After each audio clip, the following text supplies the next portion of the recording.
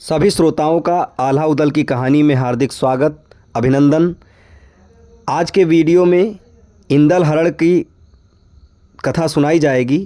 बढ़ते हैं कहानी की तरफ। मेले में बलख बुखारे से राजा अभिनंदन की पुत्री चित्रलेखा भी अपने भाई हंसराज के साथ आई थी। सुबह जल्दी स्नान से निवृत्त होकर वह मेला घूमने निकली। घूमते हुए वह महोबा के डेरे के पास पहुंची।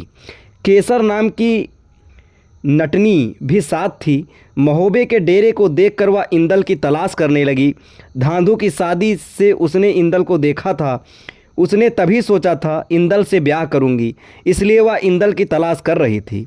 राजकुमारी चित्रलेखा ने केसर नटनी जैसी ही रूप बनाया और इंदल की तलाश करने लगी। ढेबा ने बुखारे वाली नटनी को पहचान लिया और कुछ मोहरे देकर विदा कर दिया। चित्रलेखा ने इंदल को देखा तो ताड़ में रही। जब उदल, ढेवा और इंदल गंगा स्नान करने को चले तो चित्रलेखा भी गंगा तट पर जा पहुंची। उदल ने केवट से नाव मंगाई और नाव को गंगा के बीच धार में ले गए। इधर चित्रलेखा भी केसरी नटनी के साथ नाव में बैठकर बीच धार में जा पहुंची। जादू की एक पुड़िया चित्रलेखा ने उदल पर फेंकी।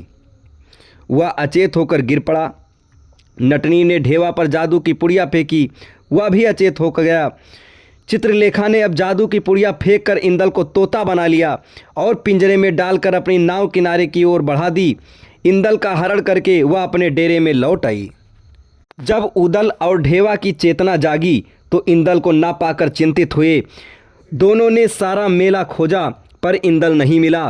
गंगा में भी जाल लगवाया, कोई सुराग नहीं लगा। अब इंदल के बिना महोबा लौटना भारी हो गया। माहिल भी इनके साथ आया था। उसने तो आग लगाने का कोई मौका कभी छोड़ा ही नहीं था। वह बोला, मैं पहले चलकर आल्हा को समझा देता हूँ। जब तुम देखो कि शांति है तब आकर बता देना कि हो सकता है कोई जादूगर ले गया हो।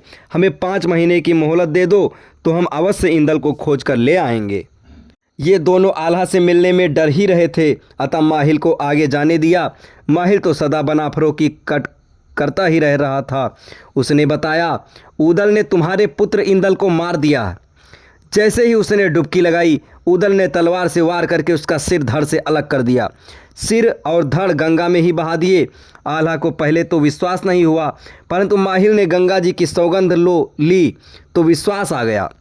जवान पुत्र की हत्या कर उसे क्रोध नहीं आता। किसको क्रोध नहीं आता? आल्हा भी आग बबूला हो गया। ढेवा की बात सुने बिना ही उदल को बुलवाकर खूब डांटा। उसकी एक ना सुनी और खंभे से बांधकर खूब पीटा। माता की भी नहीं सुनी। अपनी पत्नी मछला, उदल की पत्नी फुलवा की भी गुहार बेकार गई। सुनवा ने बहुत समझाया कि इंदल तो और पैदा हो जाएगा, परंतु उदल को मार दिया तो ऐसा भाई कहाँ से लाओगे? परंतु आल्हा का क्रोध आसमान पर था। उसने जल्लाद बुलवाए और आदेश दिया कि उदल की हत्या करके उसकी आंखें सबूत के तौर पर मुझे ला कर दो। जल्लाद चले तो सुनवा साथ चली। उन्हें रोक कर कहा, किसी हिरण का शिकार करके आंखें निकाल लाना, पर उदल को मत मारना। इनाम के रूप में सुनवा ने अपने गले की कीमती हार जल्लादों को दे दिया। फुलवा ने भी ऐसा ही किया। जल्लादों ने जंगल में ले जाकर ऐसा ही किया। उदल से कहा, जहाँ भी जाना पर महोबे की ओर मत आना, अन्यथा तुम्हारा जीवन बचाते हमारा जीवन चला जाएगा। उदल अब अकेला सोचने लगा कि जाऊं तो कहाँ जाऊं। वह सिरसा पहुंचा। दरबार से कहा, मलखान से कहो कि उदल आया है। दरबार ने लौट कर बताया कि उदल से मलखान नहीं मिलना चाहते और फाटक बंद कर लिया। उदल हैरान था कि मुसीबत में कैसे अपने सगे भी आंखें फेर लेते हैं। उसी शाम ढेवा इधर आ निकले। ढेवा ने उदल से पूछा कि अब कहाँ जाने का विचार है। तब उदल ने कहा, मलखे से ज़्यादा और कौन घनिष्ठ होगा। जब मलखे ने मेरे लिए फाटक बंद करवा दिया तो समझ गया कि अब दुनिया में कोई भी अपना नहीं है। विपत्ति में ही अपने पराये की सगी की पहचान हो पाती है। तब ढेवा ने कहा, चिंता मत करो, मैं तुम्हारा साथ कभी नहीं छोड़ूंगा। एक बार ससुराल में मकरंदी को और आजमा लें। एक उदया ठाकुर भी साथ था। तीनों नरवरगढ़ को चल दिए। नरवर पहुंचकर महल के पास एक कुएं पर जा बैठे। वहाँ हिरिया मालिन आ गई और पूछने लगी, कौन हो, कहाँ से आए हो? तब उदल ने कहा, विपत्ति में तुमने भी नहीं पहचाना, मैं उदल हूँ, महोबे का उदल, आल्हा का भाई। हिरिया हैरान हो गई। न साथ फौज, न हथियार, न घोड़ा, न तलवार। भला उदल को कैसे पहचाने। उदल ने बात बनाई, इधर दिल्ली के पृथ्वीराज ने महोबा लूट लिया, सुनवा और फुलवा को भी ले गए। हम प्राण बचाकर भागते हुए आए हैं। हिरिया ने रानी को सारी बात बताई। रानी ने मालिन के द्वारा उदल को महलों में बुलवाया। ये तीनों भी महल में पहुँचे। तभी मकरंदी भी आ पहुँचा। उसने पूछा, तुम्हारा बैतुल घोड़ा कहाँ गया?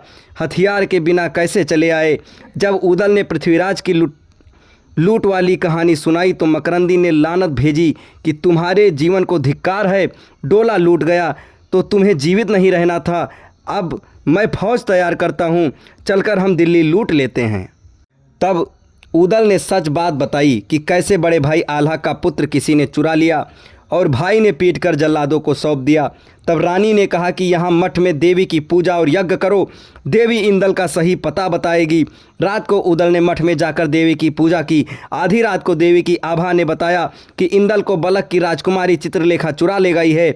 उसने जादू से तोता बना रखा है, रात को उसे मनुष्य बना लेती है। सो अगले दिन ही बलक बुखारे का जाने को तैयार हो गए। अगले दिन जोगियों का वेश बनाकर चारों चल पड़े। मकरंदी ने भी जोगी वेश धारण कर लिया, नीचे हथियार भी छिपा लिए, ऊपर गोदड़ी पहन ली, टोपी में हीरे मोती छिपा लिए, भस्म रमाई और राम नंदी तिलक लगाकर चल पड़े। अब इसके आगे की कथा कैसे जाते हैं, किस प्रकार से इंदल को तोता से मनुष्य बनाकर वापस लाते हैं, आपको अगले वीडियो में बताया जाएगा। तब तक हमारे साथ बने रहें। धन्यवाद।